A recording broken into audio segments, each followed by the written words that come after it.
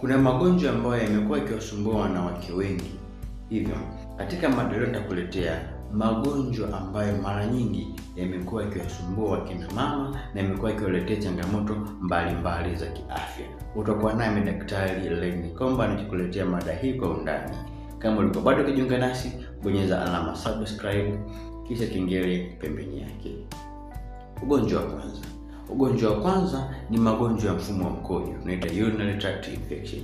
Haya ni magonjwa common sana kwa wanawake na mara nyingi yamekuwa yakiambatana na dalili zifuatazo. Kwanza, unaweza kupata maumivu wakati wa kukojoa, kubadilika kwa hali ya mkojo, maumivu wakati wa tendo la ndoa, maumivu ya tumbo, kichefuchefu, kutapika. Muda mwingine inaweza kupelekea homa kali. Jinsi ya kujikinga ni kutumia maji mengi, kuwa msafi hasa sehemu za siri, kubadilisha nguo za ndani kwa wakati, lakini pia tunashauri uwe unakunywa maji mengi na uepuke hatari ya kuwa na wapenzi wengi. Ugonjwa wa pili ambao unawasumbua wanawake wengi ni magonjwa ya fangasi.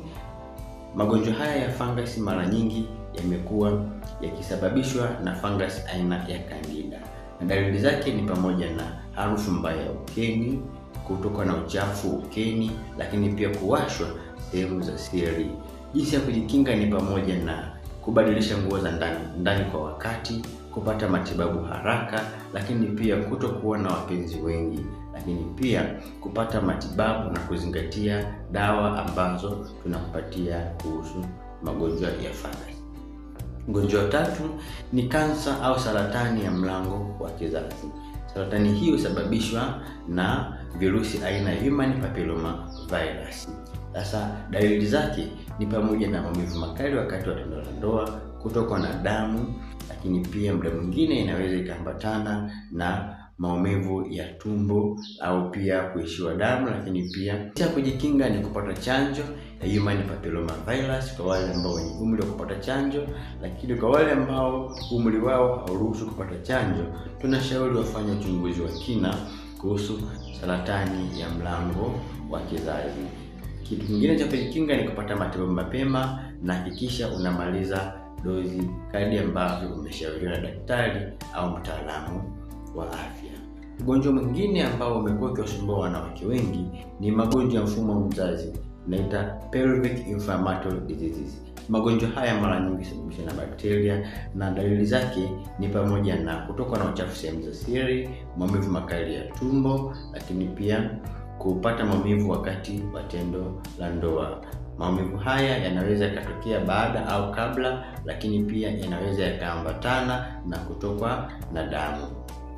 Jinsi ya kujikinga na magonjwa haya ni pamoja na kutokuwa na wapenzi wengi, kuwa na mpenzi mmoja na kuwa mwaminifu na wewe mpenzi mmoja. Kitu kingine ni pamoja na kunywa maji mengi na kufanya usafi wa sehemu za siri na kupata matibabu ya magonjwa ya bakteria ikiwemo UTI na magonjwa mengine kama chlamydia. Ugonjwa mwingine ambao umekuwa ukiwasumbua wanawake wengi ni uvimbe katika mfuko wa kizazi, tunaita fibroid. Dalili zake ni pamoja na maumivu makali ya tumbo, hedhi isiyo ya kawaida na kutokwa na damu nyingi hasa katikati ya hedhi. Jinsi ya kujikinga ni pamoja na kupata matibabu ya mapema ya magonjwa ya mfumo wa uzazi ambayo yanakusumbua, lakini pia kutotumia njia za uzazi wa mpango bila ushauri wa daktari, kwani baadhi ya njia zimekuwa zikipelekea hatari ya kupata uvimbe katika mfuko wa kizazi. Kwa hiyo unapotumia njia za mpango hakikisha umeshauriwa na daktari au mtaalamu wa afya ni ufahamu wa hizo njia kutokana na hali yake.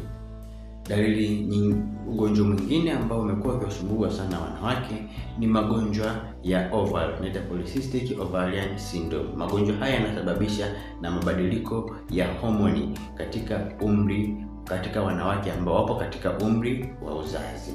Kwa hiyo dalili zake ni pamoja na maumivu makali ya tumbo, lakini pia yanaweza kuambatana na kutokwa na maji mengi sehemu za siri. Kwa jinsi ya kujikinga ni kutotumia dawa za homoni bila ushauri wa daktari, lakini pia kupata ushauri wa daktari kabla ya kutumia dawa za uzazi au dawa kwa ajili ya kuongeza ile hali ya kushika mimba.